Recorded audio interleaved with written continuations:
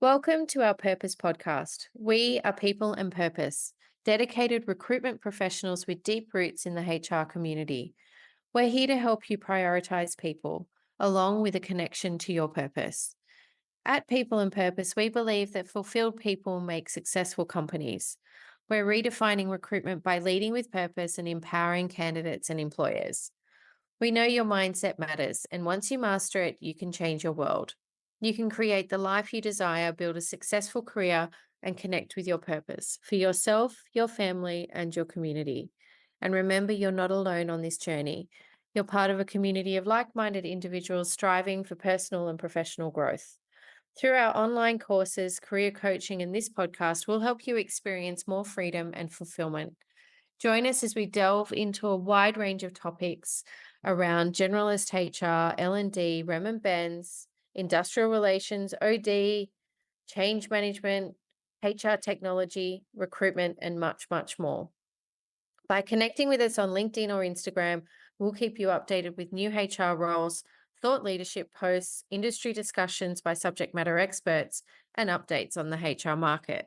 There's always something new and interesting to learn with us. Subscribe now to invest in your future and career today with People and Purpose. And if you think anyone might enjoy this podcast, please share away.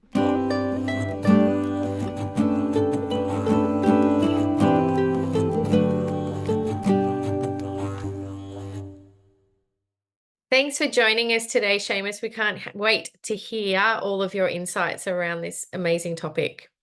Oh, thanks, Emma. So I guess I'll get started. So today I'm going to talk to you about neurodiversity. So a little bit about myself. I'm a UX consultant. So I've worked with some really awesome businesses over my time. My background is effectively UX design. And I've also finishing up psychology degrees and also philosophy and applied ethics. I'm a bit of glutton for punishment. Mm. I've written on the subject a fair bit, and I've also had a few media um, engagements as well. So Yep. on Channel 9 and SBS Insights, which was absolutely fantastic. So Good. yeah, I thought I'd kind of share my knowledge on this. So the one that I always like to start off with is that when you're talking about invisible disabilities, you're talking about the ones that are not really that obvious to people. Mhm. All of these people have one thing in common, and it's that they're all neurodiverse. So they've all got neurodivergent conditions. So, for instance, Ryan Gosling is ADHD. Salma Mhm. Hayek, I believe, has dyslexia and ADHD. Harry Potter himself is dyspraxic. Yep. Grace Tame, autistic. A lot of people don't realize that. Um, Billie Eilish has Tourette's. Sia's autistic. And the other one was, I found this out a few weeks ago, is that more wrestlers are dyslexic than any other condition in like as wrestlers have. There's a disproportionate Yep. amount of wrestlers who are um, dyslexic. So, for instance, Macho Man Randy Savage, Yep. dyslexic, and that's how he actually got into wrestling. It's interesting. So I thought I'd go into it. It's like it puts a kind of a bit of a face into it. So I was tentatively diagnosed with Asperger's syndrome in 2007, had a full re-diagnosis of autism um, spectrum disorder level 1 in 2017. So the Mhm. interesting part about that was that that was kind of a bit of the diagnostic process kind of shifted a bit. Yep. Recently, I've got a ADHD diagnosis and also re-diagnosed with ASD level 2. So my functioning has kind of gone down over the years. Mhm. But that there's a whole heap of reasons for that. That would be its own slide. Yeah, it's a Um, different that's a different webinar, yeah? yeah, it's an absolutely different webinar how diagnostic processes have changed. Mm. And it's kind of how I met my partner, Joe. So we both met through Autism Awareness Australia. So that's us from the SBS Insight episode Love that. about a year ago. Yeah, it was so good. It was amazing. I actually met quite a few really cool people who also were fell under the neurodivergent um, Yep. umbrella.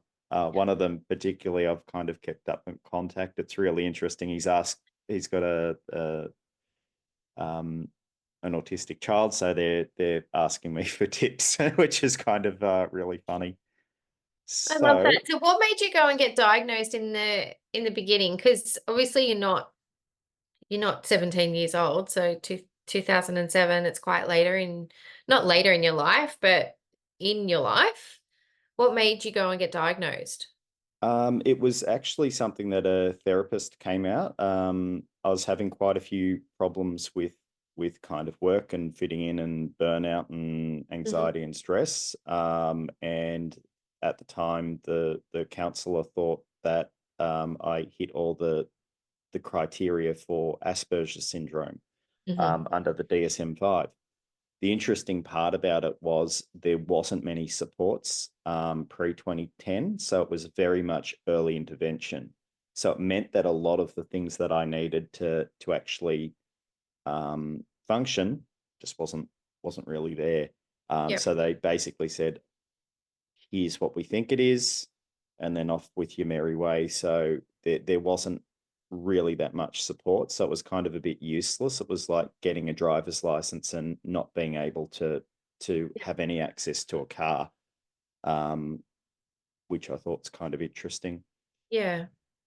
Yes. That would have been tough. So then go back for re-diagnosis in 2017, and then things have moved from there. Exactly. And then you've got organizations like Autism Awareness Australia, Aspect, Exceptional that have really kind of filled in that space Mhm. um, around like supporting people who are neurodivergent. Mm. Like it's really only probably over the last 10 years it's there's Yep. been a lot more focus about the adults. And one of the myths, I mean, people peddle all the time is that the adult diagnosis somehow it's like, oh, we never had them as a kid. Oh, you must have got it somehow. And it's not the case. It's just that the diagnostic process has got to a point where it's picking up things that it never picked up before. This Yep. is like peer reviewed process. They've just singled down the criteria and have got far more effective in identifying it.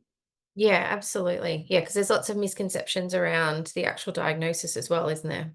Yeah, which brings us into the next slide about busting the myth. So, Perfect. probably the biggest one that I always get is that it's a hidden disability isn't a real disability. Mhm. The perception is that, a disability has a certain look, but, that's not the case at all.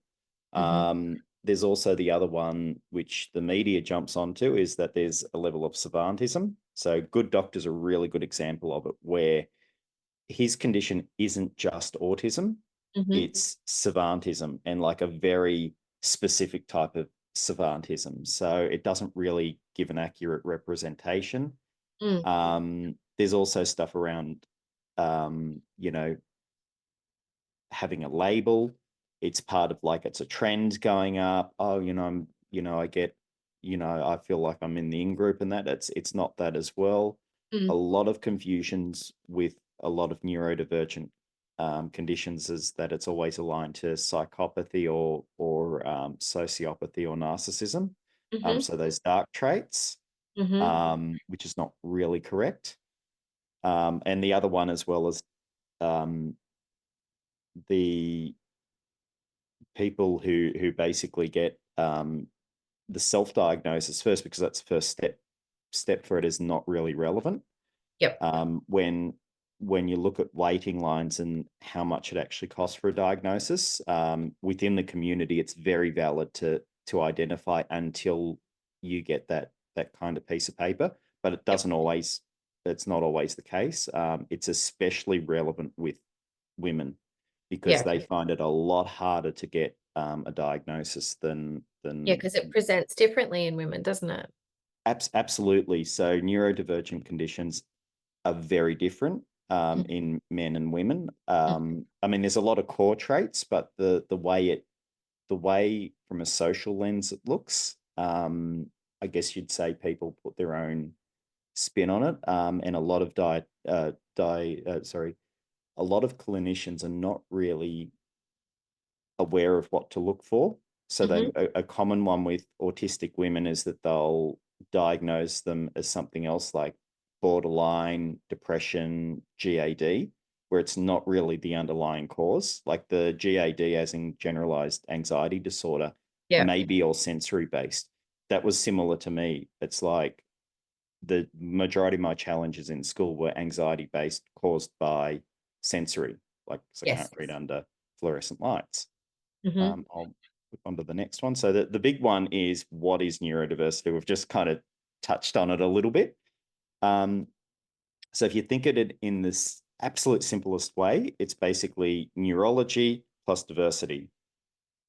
Together is neurodiversity. And was a concept that was coined by Judy Singer in the late 90s. And she just basically looked at how a population, they process empathy, information, thoughts, feelings, have different learning styles and different cognitive patterns um, that are within the population. So Hmm. it's talking about the natural variation. Yes. So it's something that's just become a thing over the last probably 10, 15 years. Hmm. There's a lot more focus in it because it's really about the social model of disability, where it's saying that um, society disables us, Hmm. not that the individual is disabled, because Yep. part of a diagnosis is so the medical model is a deficiency model. It says that the person is deficient compared to a population, where neurodiversity, social model of disability, says actually no, there's social factors around it. Yeah. So the best way to think of neurodiversity is like a big reef. So if Yep. you think about it, it's all the different fish on there, or fishes, depending on how you look at it, interacting with the different corals Mm. and wildlife. There's a lot of variation there. We're Yep. not disputing that they're not fish; they're just different varieties of them. Yep. And they all need each other. Oh, absolutely, yeah. They all need each other to fit in. And I guess one of the interesting one is neurodiversity talks about a population. So one of the language barriers, I guess, is people go, "Oh, you're neurodiverse," and it's like, no, that's a population. So I would be neurodivergent on the Yep. fact that, like, I'm autistic and ADHD. Yep. And it's very different to the medical model. I think people are kind of looking at it as a diagnosis or a diagnostic criterion. It's just not that at all. It's talking Mm. about variation. Mm. These are probably the big terms as well. These are probably the things that I get asked all the time. Um, if you think about it, neurodiversity is mind and thinking. So it's difference in mind. If you think about neurodiversity as a socio-political movement, this is about um, akin to the kind of the stuff that France Fanon and a lot of the civil rights activists of the 60s and 70s looked at. They're looking at equality in voice. Yeah. So, for instance, with autism, I've read numbers between 30% and 85% for unemployment. So that's part of it. That's trying to seek to address it on a political point. Mm. There's neurodiverse, and we're talking about a population. So let's say a group of autistic people within the population of neurotypicals Mm. would be neurodiverse. However, someone like me who is autistic would be referred to as neurodivergent. You're talking about the individual. It's one of the major confusions that people have.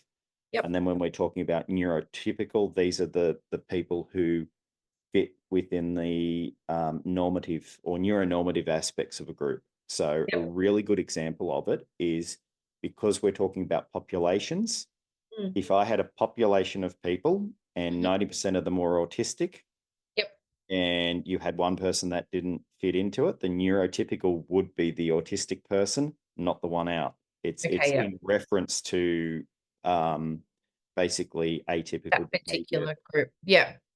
which I find is really interesting because it's like it has that contextual focus. Mm. It's really, as I touched on before, social model of disability. Yep. So recognizes that there are barriers for people with disabilities, and these are created by society. So, a really crude example of it is a person in a wheelchair is going into a building and there Mm-hmm. are steps in front of them. They're Yep. not disabled, the environment has disabled. It Yes. would be akin to someone who's ADHD or autistic in an open planned office without any sort of noise cancelling headphones. They're disabled by the environment due to the amount of sound. So it's like it's something that can be addressed with structures, and it also can talk about the, I guess, the capacity of the barriers within a workplace. So they are things that can be changed really easy, and it's most are surprised how cheap you can do it. Yeah, absolutely. I'll flip to the next slide. So if you think about it, like when we're talking about its generalist versus specialist mindset. So the population is usually a very like generalized mindset. So they don't have a spiky skill set. Yet someone like me, I have a very spiky skill set. So I'm extremely good at some stuff, Hmm. terrible at others. Hmm. A great example of this was when I was like 16 and worked at Macca's. Um, They never put me on the front counter because what I found out recently, my executive functioning's terrible, and I cannot, like, I've got great long-term memory, terrible short-term memory. So by the time I would get the order, I couldn't remember it by the time I went up there. So I was You always were good at making making those mistakes. burgers though, Shamus. I remember those days. I was great at that, like, because it was ordered and it was Yep. sameness, and Yep. I And would wrapping follow it them. exactly. Yep. But the order's completely random. It was someone Yeah. come in and ask for Just, something. just for everyone here, I've worked with Shamus at McDonald's and Starbucks. So we've known each other for a very long time. And his mum was my kindergarten teacher and my year 6 teacher. God, that's so crazy. It's And great. that's part of the reason why I had to put the coffee reference in today as Yeah. well, the Starbucks, and because I thought, really, when you think about it, like they're both coffee and they've both got very um, different purposes. It's like Mm. if I were going to a cafe, I wouldn't expect Nescafe Gold. It's very specialized. You know, you Yeah. need the right equipment for it to get the most out of like the beans. With Yes. with Nescafe, hot water, bit of milk, it tastes pretty good, and you can do a whole heap of different things with it. Yeah. With the beans, they're very temperamental, a They little are. bit like me in the workplace.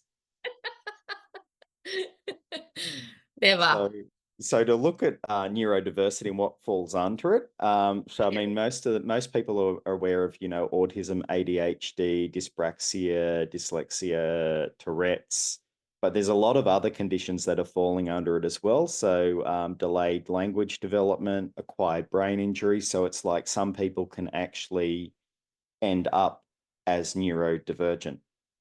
Okay. So Yep. you could do that with a stroke, a brain injury, and this could be from trauma. Hmm. Um, but the funniest thing is that the brain tends to pair and I get pair back with a lot of their connections and specialize. So Hmm. if you look at a lot of these conditions, is that there's a lot of benefits when you think about it. So a Yeah. really good feedback, a really good like stat is that more um, entrepreneurs, as in the startup, like the digital startup founders in Yep. Silicon Valley, are ADHD, which Mhm. makes perfect sense because Yep. it's the hunter mind coming out. They've got single focus. Anything that's boring, they just drop it very quickly, so that they can do things very more effectively than your neurotypical, and actually switch focus and switch context quickly. Yep. Also, the Yeah. great memory. That's the other thing. Um, Also, with autistic people, that's you've got the um, deep focus, which is great for like specialized roles. So these are like actuaries, computer testers, that's what they excel in. Yeah. You're also the other one as well, and I found this out about a week ago. So GCHQ, so to Yeah. get past their spy test, the most common recruit has dyslexia. Like out of Wow. any other, like that's overrepresented, it's like 60% of people who get through the cadetship are dyslexic, and they found out it's because of the what their use of memory Yes. and making really interesting connections between things. So they find that they're far more effective at that. Wow. Um, yeah, it's crazy. Yeah, And 'cause I it's also like that neurodiversity or being neurodivergent, it's finding your superpower, isn't it? And playing to your strengths if you're in the right environment. exactly, and it's like when you think about it, is that school looks for generalist, and that's why Yes. we tend to struggle. Yes. Workplaces need to look for specialists, and that's where in certain disciplines, like a neurodivergent person will absolutely outperform. In some cases, I've seen whole floors Mm, of people, mm. and it's because of like a lot of it's to do with memory. Um, they're probably exciting their special interest. They've got the deep concentration, so when they're in the zone, they can smash it out. Yep. They're usually like some of them just like me, just kind of go down the rabbit hole and expert and have a certain level of expertise. Yep. It's cool. It's kind of really crazy when you look at it. It's and a lot of companies, because their hiring process doesn't really factor this in, they're actually missing out on quite a lot of people. It's like Mm. as my dating coach said, is that you've got to be suspicious of someone who can ace the date, but they may not have relationship skills. And then you've got other people who don't do well in the interview stage, but they just absolute all stars.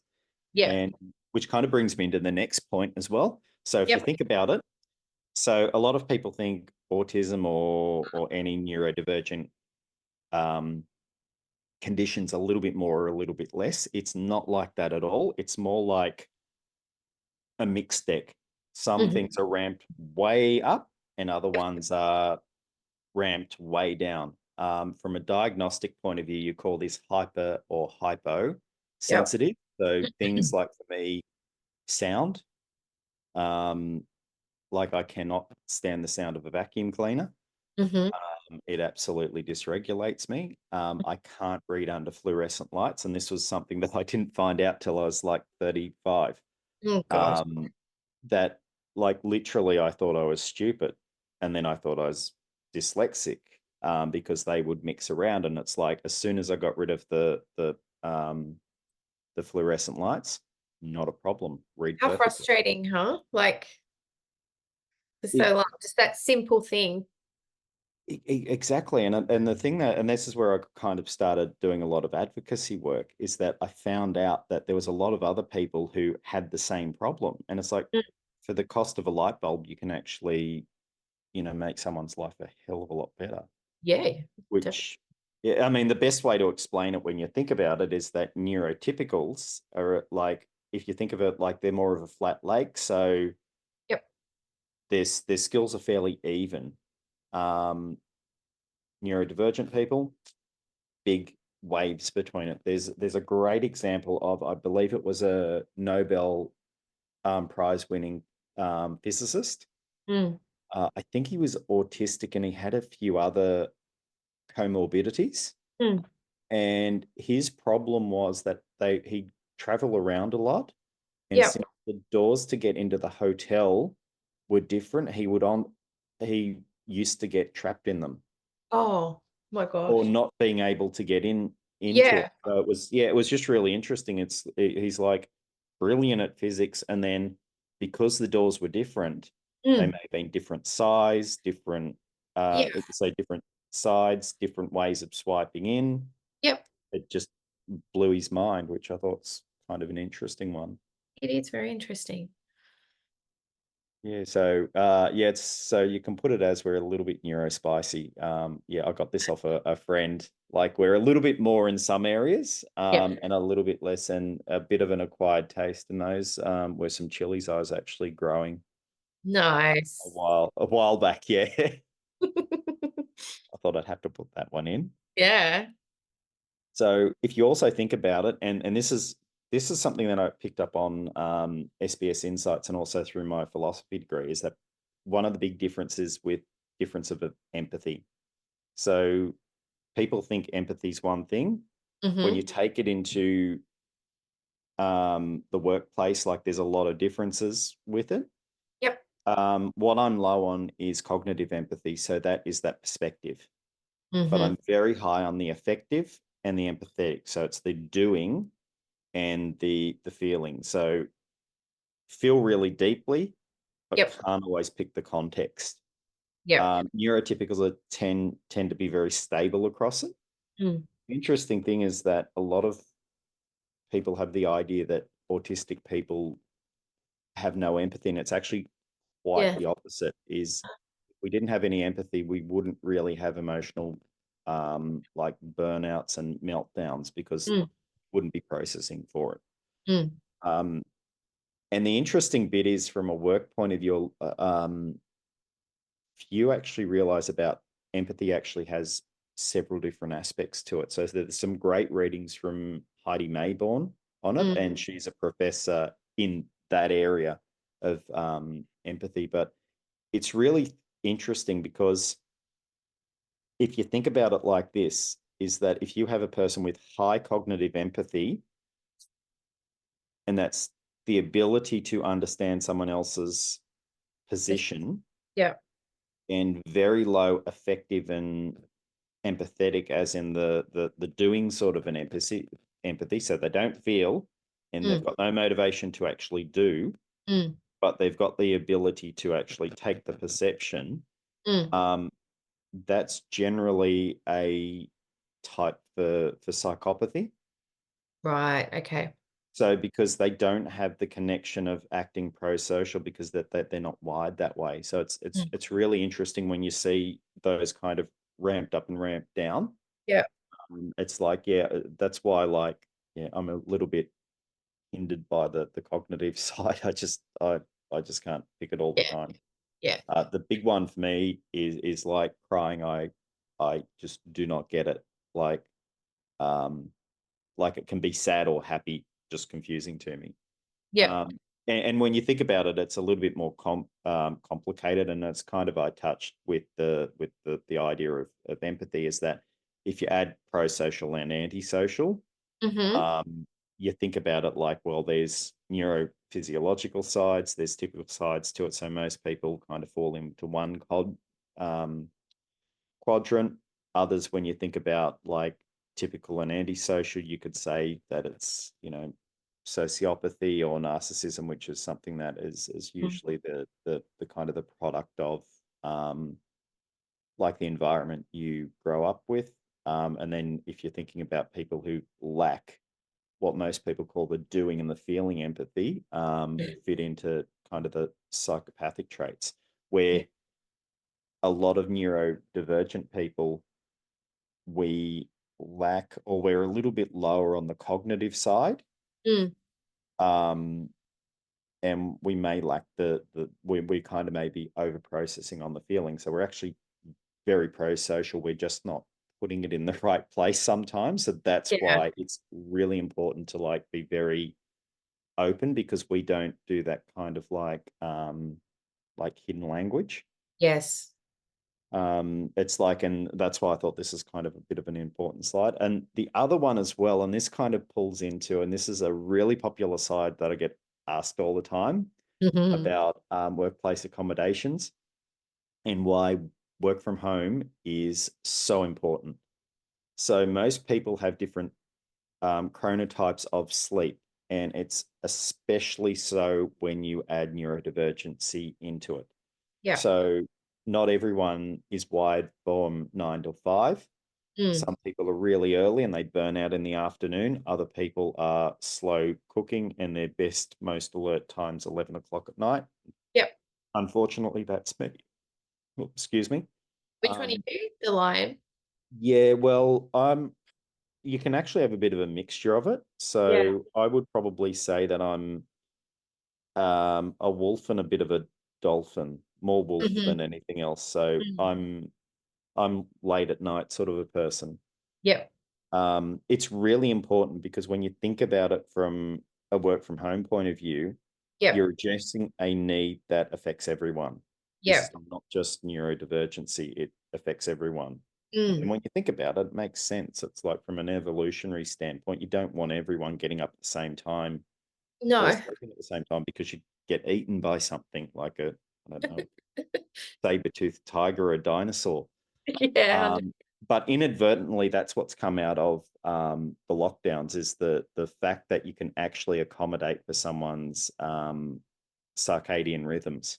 Yeah, absolutely. I think that there's been a few tigers thrown into the den, though. I think, like with the right to disconnect, people trying to get like the CEOs trying to get everybody back to the office without any accommodation. So there's going to be a few tricky things over the next couple of years, I think, with all of that mixed in too. Oh, absolutely. And I think part of it is the hybrid model seems to be the best model. Yeah. And it also, I think, the thing that a lot of people aren't looking at is behavioral outcomes because there's certain roles that you need to be in the office with. Mm. There's things like programming where you're better off for circadian rhythms, like actually accommodating for that because you get more coverage time of who's looking at the code or a system if it's Yeah. a critical system. And I don't think I think the banks have got onto that Mm. really well with a lot Mm. of like covering the time because commerce is fairly mission critical.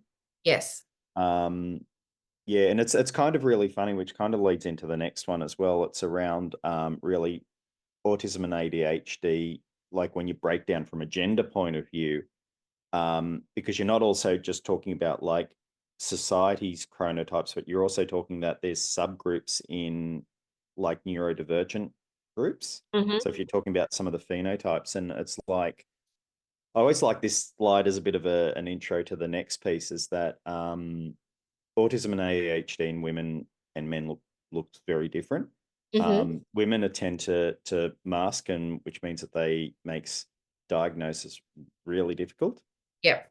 There's also gender biases with a lot of it. So there are a stereotype that there's some conditions are more male, or Mm. even there's ageism. So ADHD is seen as one of those things that people grow out of. It's not. It's Yeah. your neurowiring. Um, the interesting bit as well with women on the spectrum, they tend to hyper specialize in commercial areas. So they tend to be very, very good at what they do. And Hmm. these are like tops of industry. And I have seen this, and it's part of the reason why when you break down like chronotypes, you've also got to look like as in sleep and circadian types, you've also got to look at the gender differences because like part of it as well is around accommodating for burnout, which is going to be something that I think is going to cost a lot of people a lot of money, Yes. especially big companies on the liability aspects of it. And Um, psychosocial risk. yeah, it is. It's absolutely that. And it's also a lot of comorbidities. So the more specialized the mind is, the more likely it's going to break the kind of the usual circadian rhythms, which makes sense when you think about it. Like Mm. you're talking about degrees of offshoot. Some of the neurodiversity stats, like um, so 1 in 7 are neurodivergent, according to UK studies. Yep. I've heard it could be high as 20%, which if Yep. you think of it from a statistical point of view, um, 20% of your workforce is going to be neurodivergent, and 20% of your customers are going to be neurodivergent. Yep. um, which is really interesting because you think about it and you go, well, like with a few accommodations, I can access better or more specialized talent. Or the other side of it is that I can access more customers. Yes. I've also read about a lot of workplace surveys mainly coming from the UK, is that it's basically 50 to 70% on some of the stats Hmm. as saying that neurodivergent workers, and this goes across all of them, this is ADHD, autism, dyslexia, dyspraxia, have fear around the stigmas and the perception of management, so they will not disclose. So it means that companies are more likely to have, so if one discloses, chances are you've got another one in your team. And it's not saying hunting that out. It's like saying that if you accommodate one, you're also, chances are you're going to accommodate some others. Yep. And also, the more specialized the field, the more likely you're going to have neurodivergent workers. So, for instance, STEM fields are overrepresented. Hmm.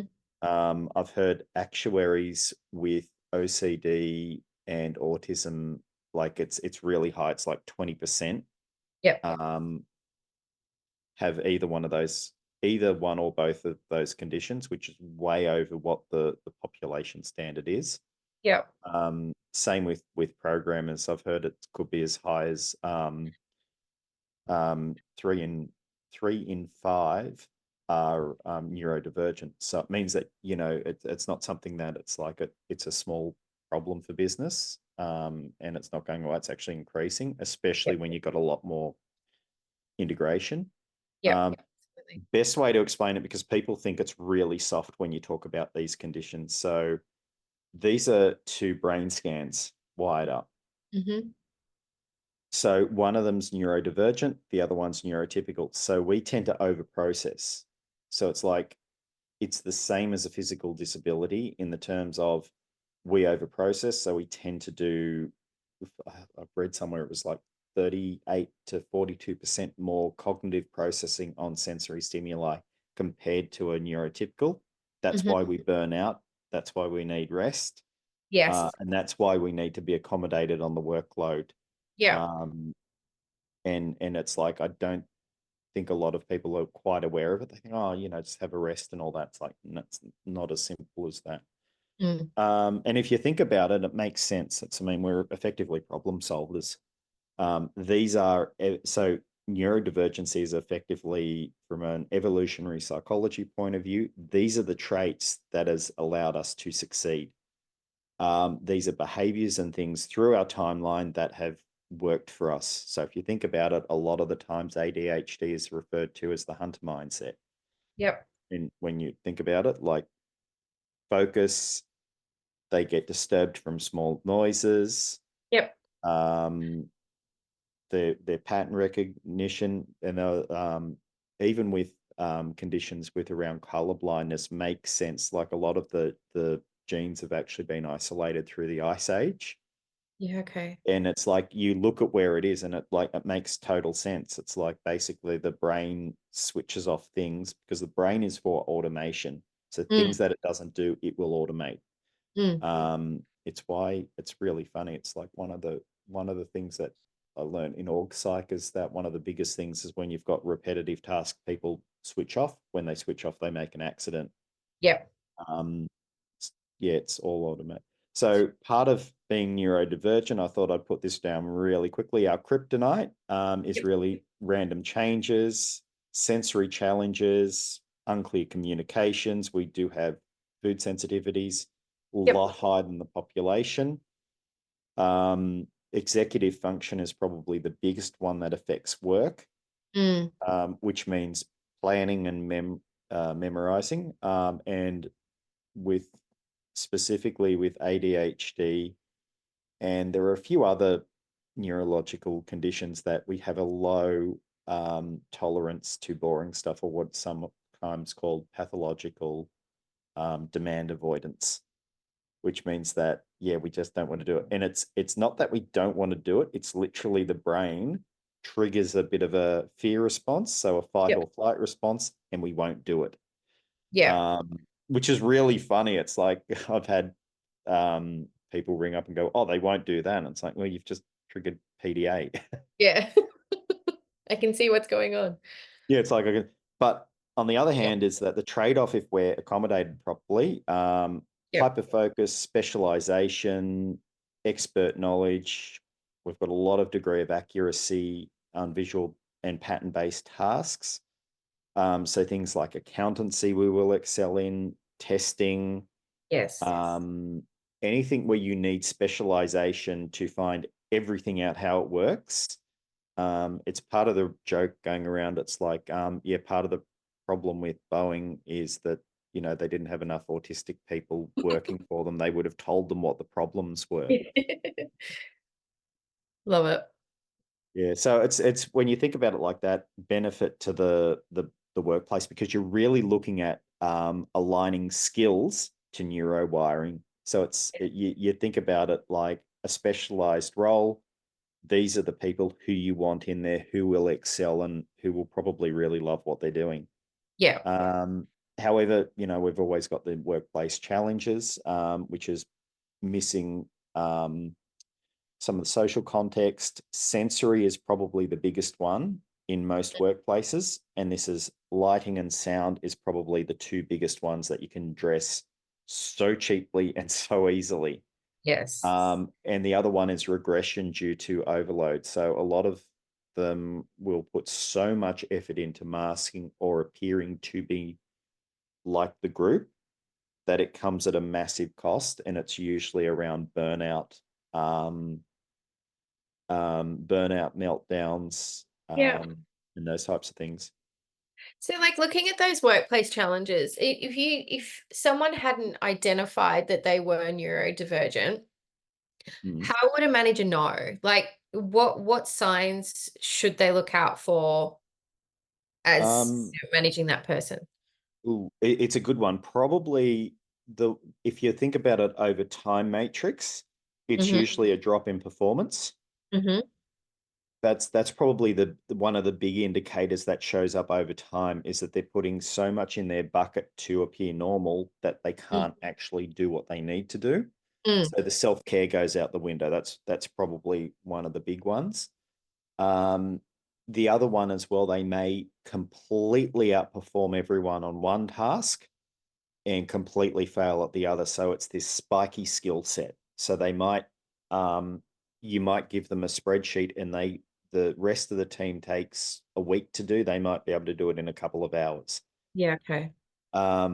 That's probably number two. Number three is also social context. They might, like, I'm very literal in communication, which means that the instructions that are given will be interpreted as literal. So they might come across as blunt or doing exactly what they're told to, which Yes. might be seen as either a little bit on the antisocial side, like there's interpersonal conflict, or Mhm. the other side is that it's like they don't seem to get it, when it's not. The problem is that you're not communicating in their language. It's literal communication. So it's what you call sometimes the um, dual communication mode or double empathy problem, is that neurodivergent person's here, neurotypical person's here.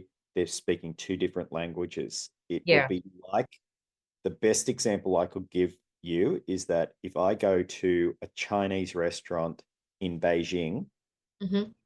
I could probably order, but I'm missing all of the context. So I could get some of it, but there was a lot of things that I would miss. It's exactly the same thing in the workplace with with a neurodivergent person. They may come across as like socially different, socially awkward. Yeah. But you'll notice this when they kind of stop masking. Mhm. Um, yeah, it's kind of one of the bigger problems, and it generally comes up where through burnout and all that. It's usually, Yeah. or something happens and it bubbles to the top, but usually it's like, yeah, So if you social. notice these things, you're not going to go up to them and say, "Are you autistic?" No, So no, you wouldn't. No, you no. wouldn't. But there's things So that you can do. you're going to ask questions, aren't you, about how you can best support them to work at their best. So looking at their, like, even if you didn't ask that question, it's how do we get you or help you to work to your strengths? Exactly. That's exactly it. It's like the way that I look at accommodations is the same way as like a builder with their tools to build um a house or Yeah. something, is that they're just tools. And the best way, it's not that you're giving special treatment or anything, but if you go to them and talk to them about, managing, a safe environment, and that's looking at Mm. like the sensory influences, and it could be, I don't like the sounds of all the people talking. Well, there's ways you can, get around that. Using concrete and specific language, write stuff in active voice, great habit. Like, and these are not acting special. These are just like basic management skills. Yeah. Looking at flexibility about work from home, which I think it's a must in how complex the world is. You need that point. Another one, look at one point of contact. Like, I struggled at a place where I had 11 people to report into. I think anyone would struggle under that, Shamus. Well, yes, but like 11 intense. exactly, it was just like for me. It was like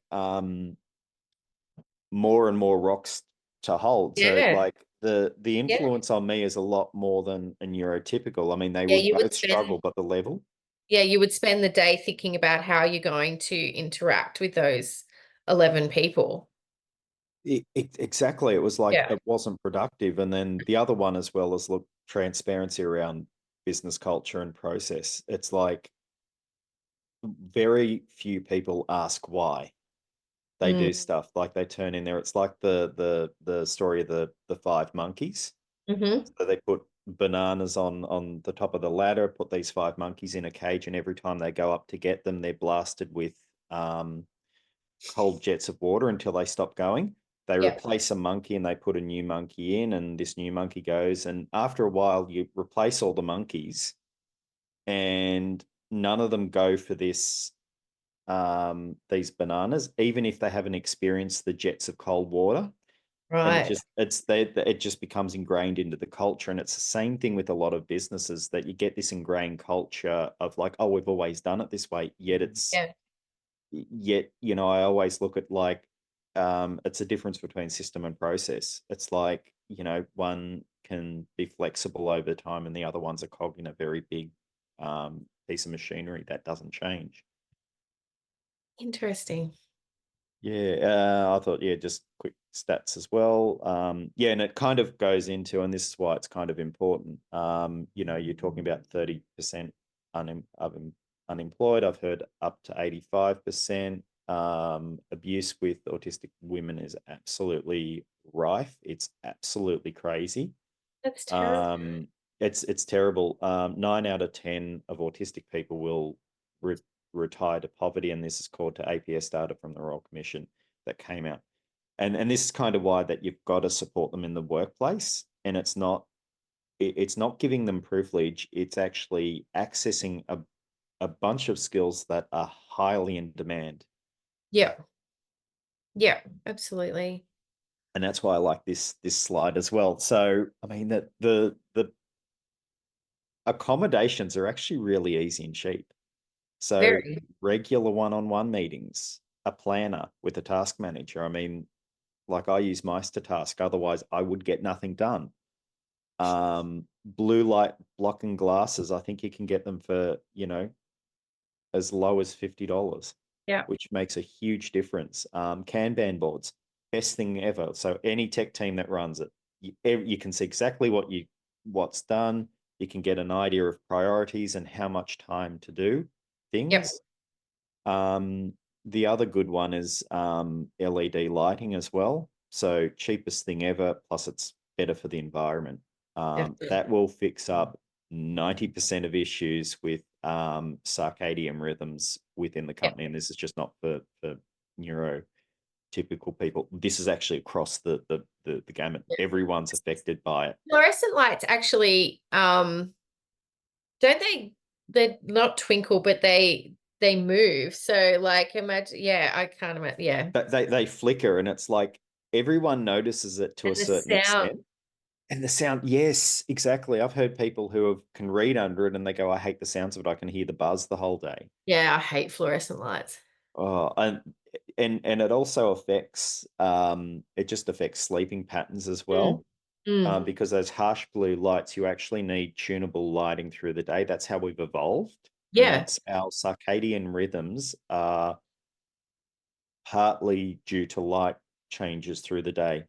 Yes. Yes. Like even getting out in front of the sun in the morning and just closing your eyes and looking at it actually helps you with your sleep. Exactly. And the other really good one and the cheap one as well is noise cancelling headphones. And I don't care what anyone said, if you employ like anyone in tech, like you're willing to give them a laptop, Should be in their mouse, bag. yeah, headphones, like noise cancelling headphones. It makes everyone's life a lot easier. And it also means that it is the best indication when you've got a bunch of techs, you know, finding a really hard issue. If they've got their headphones on, you know not to disturb them. Yeah. It's It's good. more productive than it. No, because it's like when Yeah. you think about it, it's They're in like, their flight. yeah, it's a lot of the time if you break their stride when they're looking at the like looking Mm. through lines of code, really hard to like reverse back and kind of speed up from there and kind of get back to where you were. So like Yeah. a lot of these, I think I've probably added up like these are less than like five Still hundred 500 dollars. bucks. Yeah. Yeah, $500. Which if you take it over a year, it's less than what's that? What's in a coffee Um, a day? it's less than a coffee a week. Mm. Yeah. Yeah. Worth it. And it would help everyone. Like it wouldn't just help neurodivergent people. It would help everyone. Like those accommodations, there should be a normal part of a working environment, Oh, really. exactly. And I think a lot of it, it's like the funniest thing is it's like a lot of companies buy really cheap headphones and Mm. you get ear strains, so people won't use them. It hurts. It Yeah. hurts. Like you need the big over the top ones. Yeah. And the thing is that there's a lot of studies with it that it blocks out a lot of the sound, allows you to concentrate. There was a study from it was a US university that did it, and they basically did control groups in open planned offices, and this was a longitudinal study, and they were saying that they were seeing like 30% difference in productivity with a really good set of noise cancelling headphones. There you go. And that wasn't even looking at neurodivergency. It was just looking at, Yeah. hey, we'll give this group this floor and Yeah. this floor doesn't have one, this floor does. It's The difference is massive. like, you're talking about being distracted before and people like in the zone doing their coding. But what I find is when I've got my headphones on, or when I did have my headphones on when I was running a team, people would be less inclined to ask me questions that they could have figured out themselves because Mm. they just wanted to have a bit of a chat. And Yeah, sometimes like you just don't want to have a chat. You've got stuff to do. exactly. It's like exactly, and it's like it's also a signifier. If you think it Yeah. from a semiotics perspective, it's like I'm in work mode. Yeah. This can wait to sometime else. Yeah. To the water cooler. The other really good one as well, which I didn't actually include in that, is timers. So Pomodoro timers. So the Hmm. idea of cycling your work for 25-minute cycles. Yep. Best hack ever as well. I think they're about $25 for the timers. Yep. And you can just, again, on the desk, I worked with a couple of programmers who used to do it. And it was like Yep. until that was done, you wouldn't deal with them, I love that. which is great for everyone. And I mean, and the benefit overall when you're talking about those accommodations, it's like reduces, turnover because you've got less Mm. stress. More engagement. Yeah, better engagement. Yep.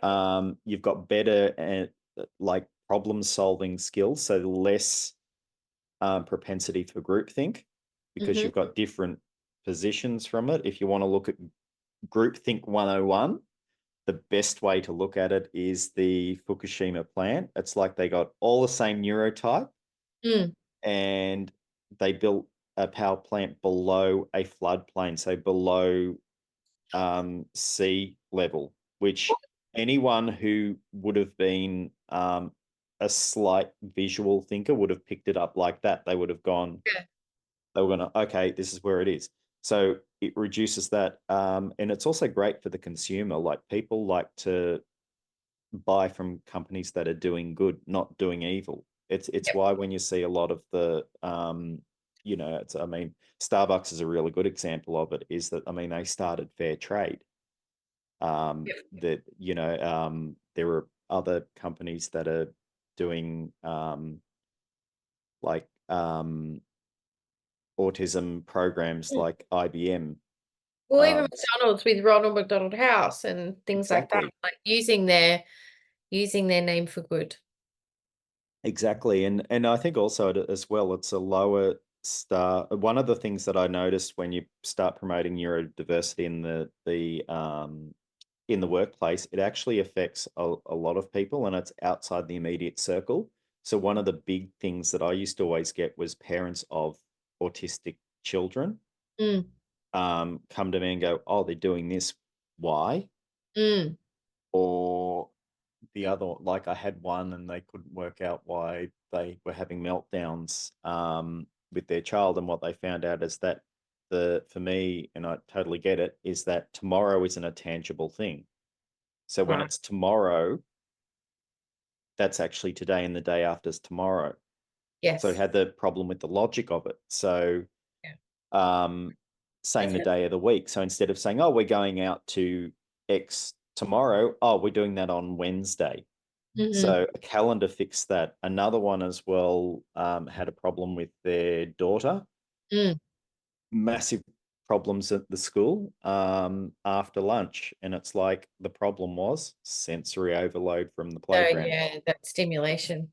Yeah, and it's like, oh, get them a set of headphones, and yeah, they're like, oh my god, Game my wife changer. loves you. That's wonderful. So really that increases inclusivity, belonging, like, yeah, so many different aspects. Oh, absolutely. And yeah, a bit of a plug for all of this. So there are links on there I can send through to you. Just Yep.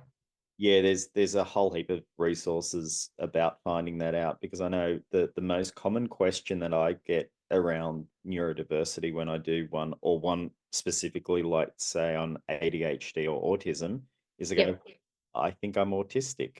I actually had a boss do that once, and that was kind of funny. Wow. They were like penny drop moment for them. Did they get I diagnosed? Yes, they did get diagnosed. And Yeah, 100%, wow. 100% the case. It was just See, one of those. that's life changing. Exactly, and for them, it was Yeah. just they couldn't work out a whole heap of pieces.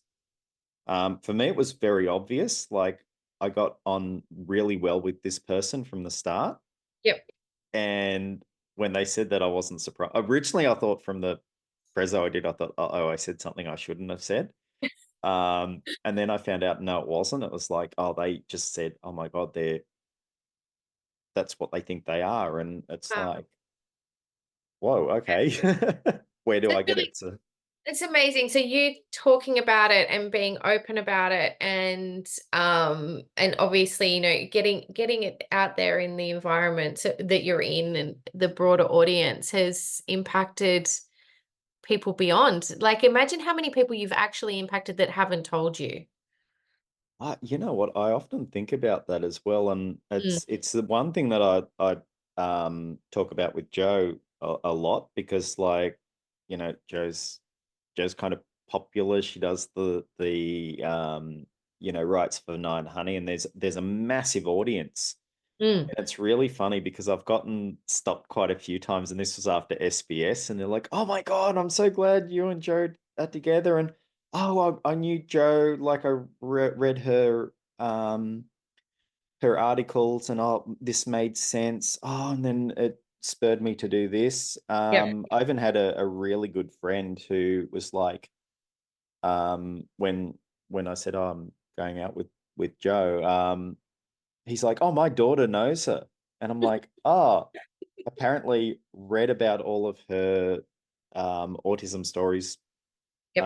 over the years." And that was just really funny, because they've got this person's got an autistic granddaughter, and it's Yep. like his daughter was reading all of Joe's stuff and just knew her Oh. really well, and I'm like, "Oh, okay." That's kind of funny. It's like, and I was saying that to Joe, I'm like, you've impacted so many lives. It's without even kind of knowing about it. Yeah, I love that. Your influencers. Oh, yeah, oh, I don't Without know. the TikTok account, Shamus. No, that's wonderful. I think it's so, I love that you found somebody that you can authentically be yourself with and not have to worry about the mask or any of those things either. Oh, exactly, and it's the only other plug I've got is I'm down at I'm actually writing a book on it. Yep. So I'm about so I've done the autistic thing and I've written everything. So I'm about 200,000 words on it. I can And I'll probably bring out a couple of books because I've written them as kind of a series of essays, but the one I've got now Cool. is about 80% done. Yep. 12 chapters, about 200 odd pages. I think I've got about 60,000 words, 70,000 words. Wow, And then I'm hoping that I'm trying to get it out by March of next year. So it'll be aligned for Autism Awareness Month. that makes sense. Yeah, but it's yes, which is just kind of the lifestyle stuff and the things that I wish I kind of knew about around sensory and empathy and all that sort of things that yeah, just 90s it wasn't really a thing. It was like No. yeah, there was the god of the gaps, if you will, with research. Yeah. Aw, thank you for coming on today. And I think I will definitely make sure that we put those links in the post when we send out the podcast to everyone. And honestly, and I'll put Seamus's handle in there too. So if anyone wants to connect with Shamus and look for advice or even some advice on how to make the workplace easier for someone in your team or people in your team. Um, Thanks, Shamus, for coming on, and we can't wait to see your book come out. I will definitely be posting that. I'll send you a copy. Yep, love it. I've promised a copy to quite a few people, so be good. You just send them the link and they can buy Yeah, it. We want to buy it. I don't want a yeah. free one. No, that's okay. I have to. It's Thank you no, so but much. thank you And so thanks much for for letting me come on to the podcast. I really enjoyed it. good, good. And make sure you connect with Shamus.